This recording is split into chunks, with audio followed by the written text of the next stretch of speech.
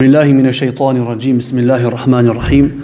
Alhamdulillahi rabbil alamin wassalatu wassalamu ala ashrafil anbiya'i wal mursalin nabiyina Muhammad wa ala alihi wa sahbihi ajma'in wa ba'd. Allahun jalla jalaluhu falenderojm, ndim dhe falje për ti kërkojm, salatat dhe selame për shëndetje më të ngrohta më të përzemërt të Muhammed Mustafas sallallahu alaihi wasallam, familjes së tij, shokëve të tij dhe gjithë atyre që e ndjekin dhe e pasojnë rrugën e tij deri në ditën e fundit. Dëshmojmë se nuk meriton të adhurohet askush përpas Allahut xhalla xhelalu dhe se Muhamedi është rob dhe i dërguari i tij. Të nderuar të pranishëm, vëllezër të ndershëm besimtar, sot po e vazhdojmë aty ku e kemi lënë ligjëratën e kaluar, e që nëse ju kujtohet, dersën e kaluar, ligjëratën e kaluar kemi folur për fillimin e shpalljes dhe ballafaqimin e Muhamedit alayhi salatu wasallam për herë të parë në jetën e tij me një krijesë gjigante, por me melaçen, me melekun Xhibril, melaçja më e madhe, dhe gjithashtu fjalët e para që ja përcolli, kumtesën e parë që ja dha Zoti xhella xhelalu përmes melekut Xhibril te Muhamedi alayhi salatu wasalam. Më njëherë pas kësaj ngjarje që Muhamedi alayhi salatu wasalam u trondit dhe ishte i befasuar dhe i friksuar, ai u kthy e ndërpreu vetmin dhe nuk dinte se çka po ndodhte me to. Nuk e kishte as idenë se çka është ka ndodh. E kapi frika, e kapi trishtimi, erdhi në shtëpi te gruaja vet te Khatixha radhiyallahu anha, erdhe i tha mbulom sepse e kishin kap dridhjet ethet prej frikës të madhe, edhe ndër fjalë që ja tha: ja Khatixha, laqad khashitu ala nafsi. O Khatixha, tha, jam friksu për vetveten. Jam friksu se do të vdes. Çaq trishtimi i madh që ka kaplu. Në ato momente, Khatixha, si një grua ndershme fisnike, shumë e zgjuar, ja tha disa fjalë pejgamberit alayhi salatu wasalam, fjalë të cilat i ka shënu historia dhe nuk ka asnjë referencë islame, fetare, të historisë që kur flasin për biografinë dhe historiografinë e Muhamedit alayhi salatu wasalam, që nuk e përmendin fjalën e Khatixhës. Janë fjalë të pakapërcyeshme, do thot kanë mbet, do thot në historinë islame. Khatixha i tha, kur i ndëgjoi ato fjalë prej burrit vet, prej Muhamedit alayhi salatu wasalam, sa ai është friksuar dhe nuk po e din çka po i ndodh, Khatixha i tha: kalla wallah la yukhsika Allahu abada. As se tha, mos u frikso. Allahu ty nuk ka më të humb. Allahu ty nuk ka më të humb.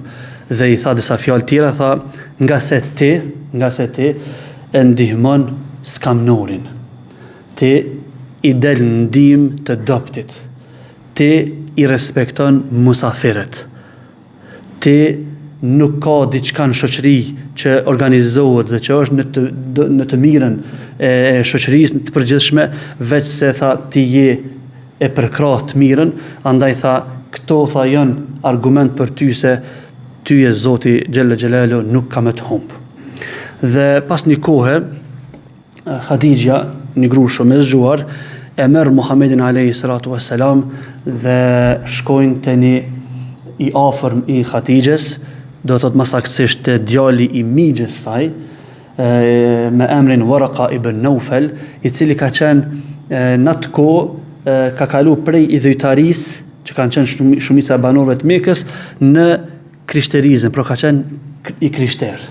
Do të i dishëm, ka lexuar Tevratin, e ka lexuar Injilin e kështu me radhë, ka ditë me shkruan arabisht, i ka shkruar dhe pra ka heq dorë prej fesë së popullit vet që ka qenë idhujtaria, paganizmi, dhe i ka marrë mësimet e trashëguara prej Isaut alayhis salam, pra ka qenë një musliman i denj, pra në atë kohë do të i njohur si i krishter, mirë po ka qenë do të në fenë e pastër të Isaut alayhis salam.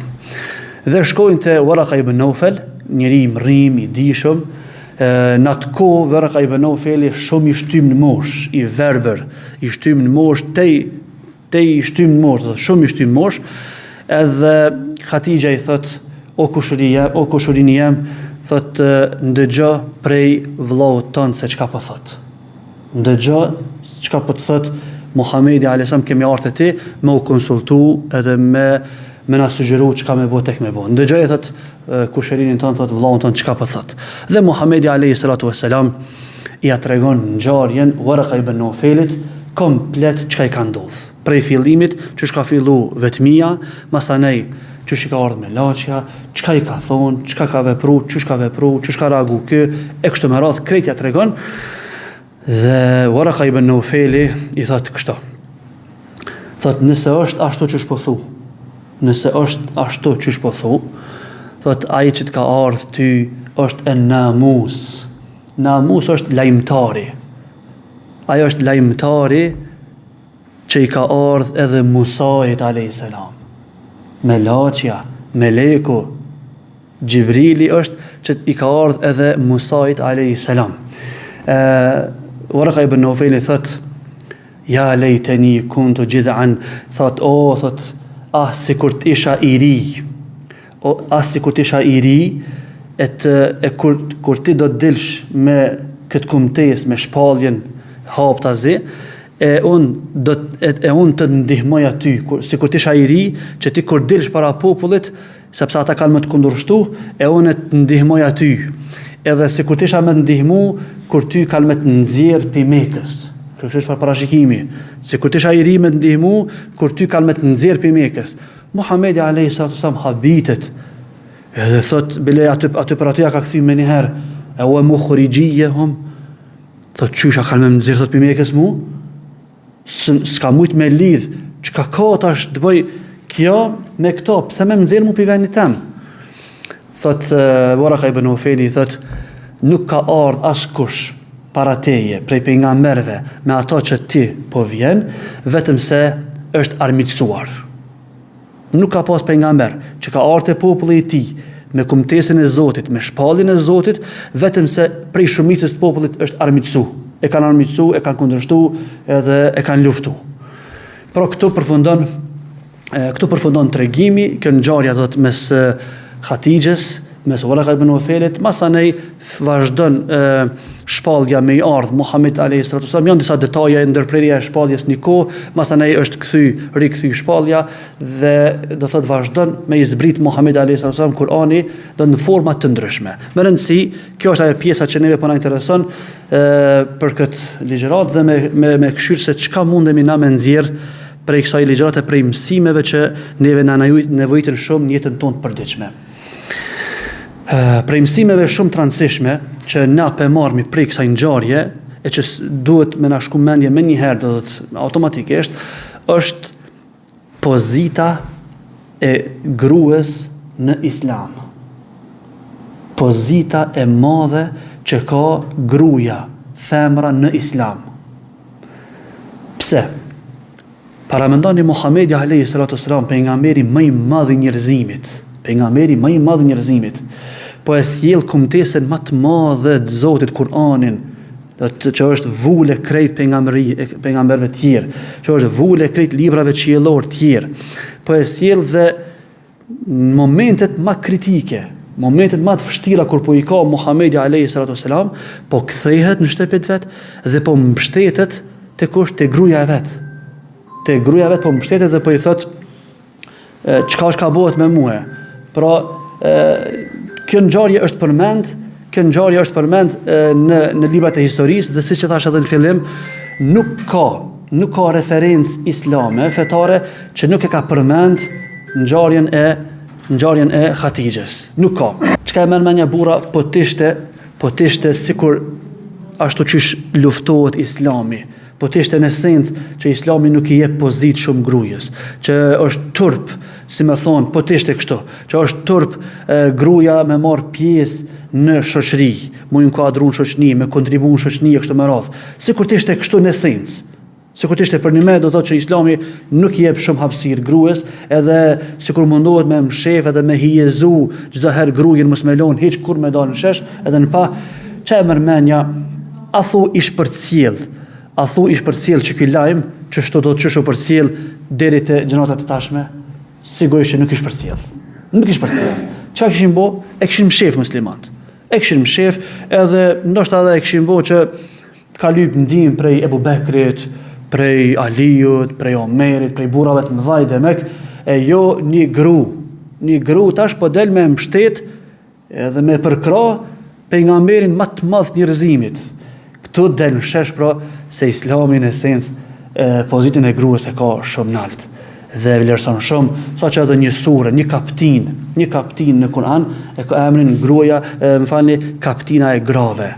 Kaptina e grave. Gjithashtu një kaptin tjetër është emërtuar me emrin e Merjemës, kaptina e Merjemës.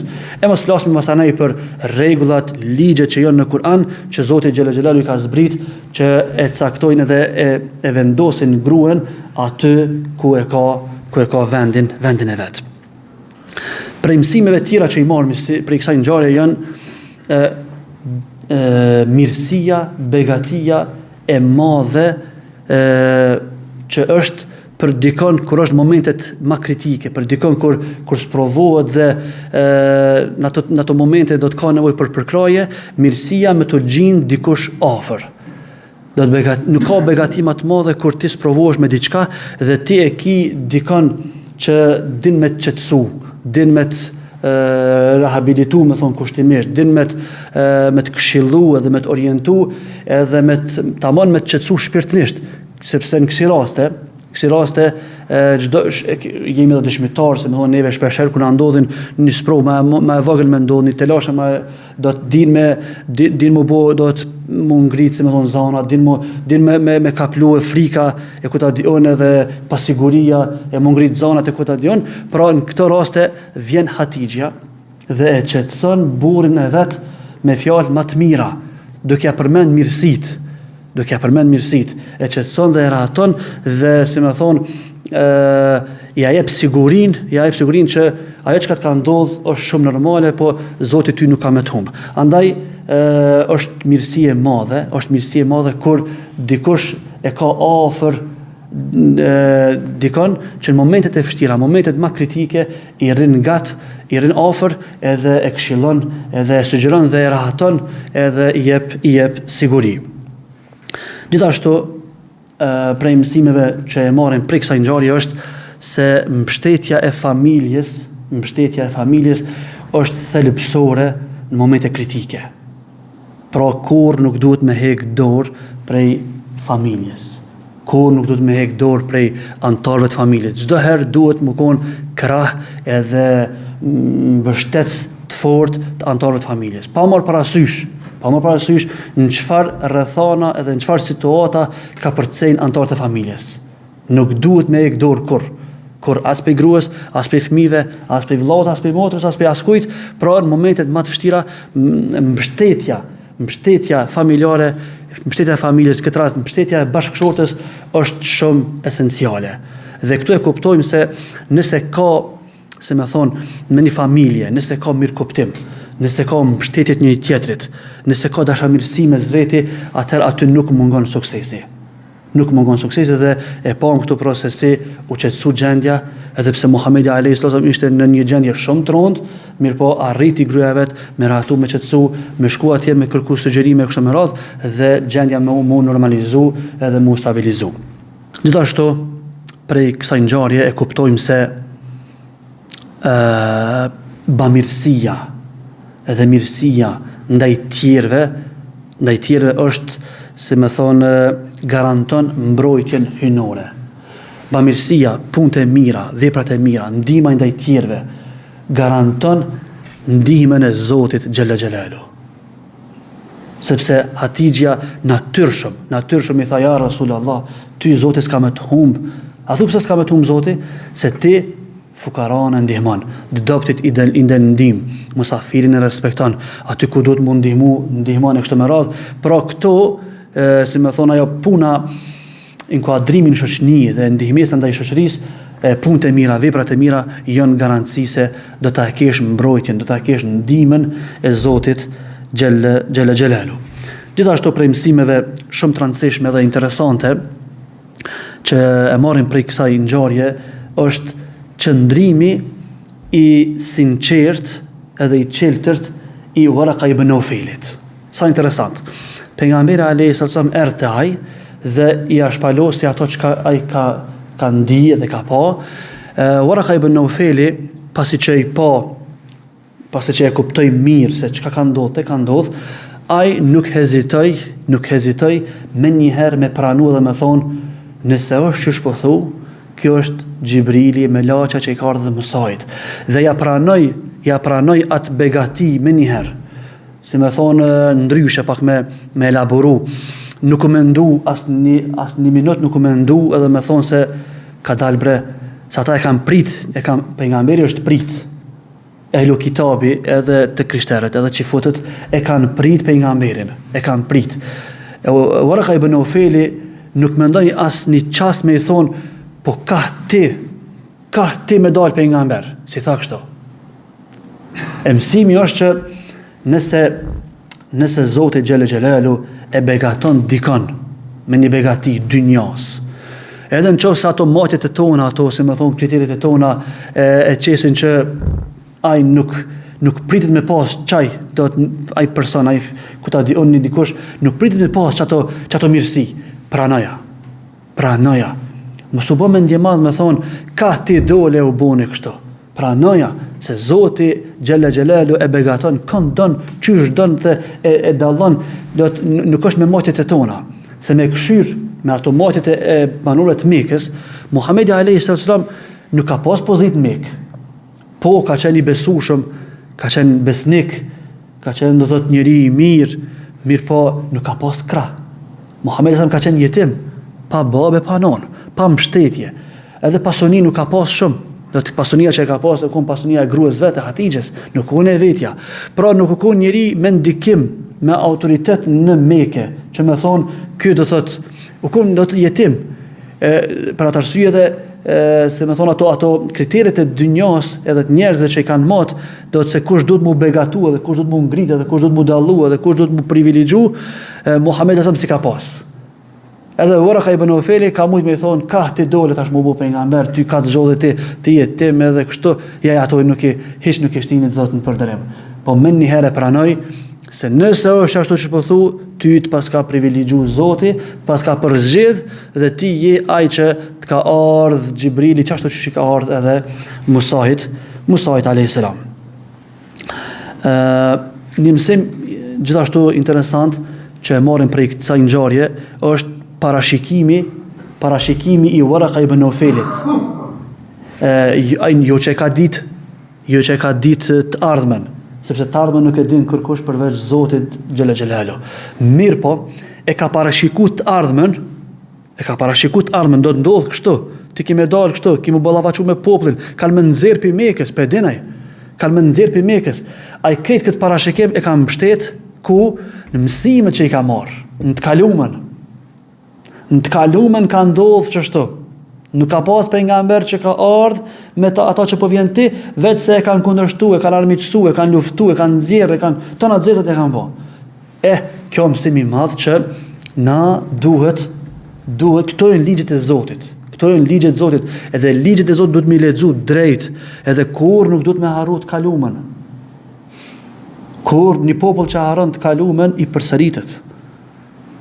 Na duhet më mbështet në ato që i kena pas më herët, pra në të kalumen, mësimet të kalumës, në mënyrë që me i marë masat edhe me i marë sebepet edhe shkaqet e triumfit edhe mos dështimit për të ardhmen. Do të me analizu të kalumen mirë, pse në të kalumen i mikon kështu, pse ashtu, pse ka ndodhë kjo, në mënyrë që me i marë masat që ato mos mu përsërit ma. Pra kjo është një mësimi madh që na jep neve Waraka ibn Nawfali, jo që ka parashiku të ardhmen, po e ka ditë, se me thonë, mbi bazë mësimeve që i ka ditë më herët, se çka do të ndodhë edhe në të ardhmen.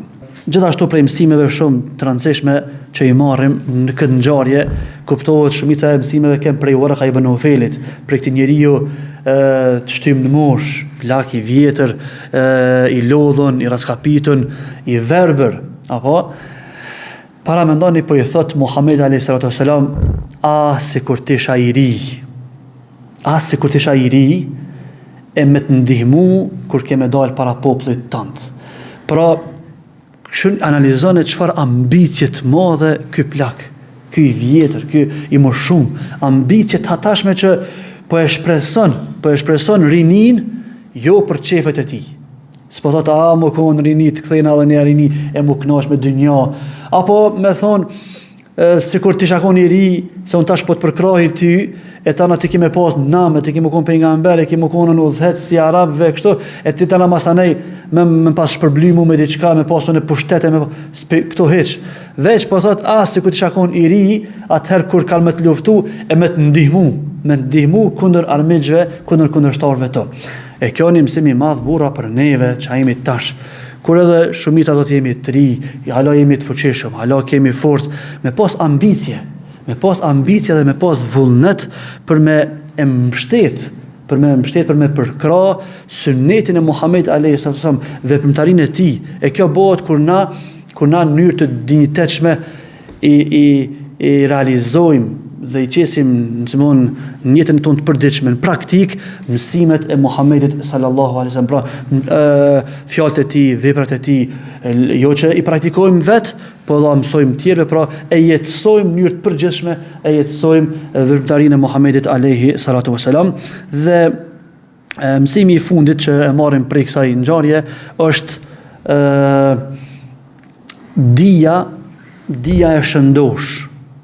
Dija e shëndosh, e pastër. Çdo herë ka më kon ajo që ta ndriçon rrugën dhe të bën me i dallu gjanat tamam çysh janë. Ashtu çysh Waraka ibn Naufeli pat dije prej mësimeve të Isaut alayhis salam.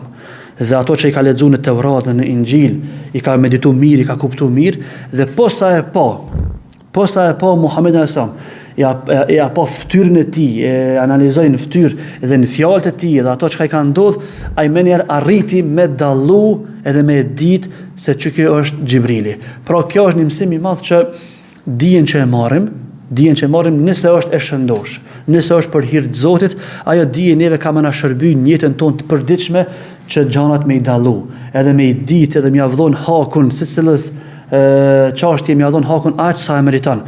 Dynjas me ia dhon meritën edhe pozitën aty ku e ka, me e çmu se është me i dani punës, i veprës e kështu me radhë, po jo me mbivlerësu, jo me i dhon pozitë aq të madhe sa krejt mundin edhe sakrificën ton me e dhon vetëm për dynjallak. Jo, e ka meritën e vet, e ka pozitën e vet.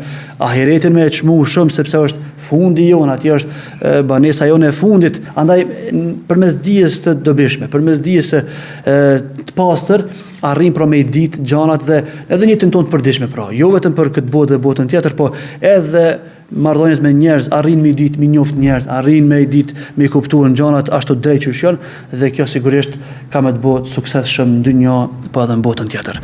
Sigurisht që ka edhe mësime tjera, ka edhe shtjellime tjera, mirë, po besoj me kaq mjaftohemi dhe shpresoj që këto të jenë dobishme për neve.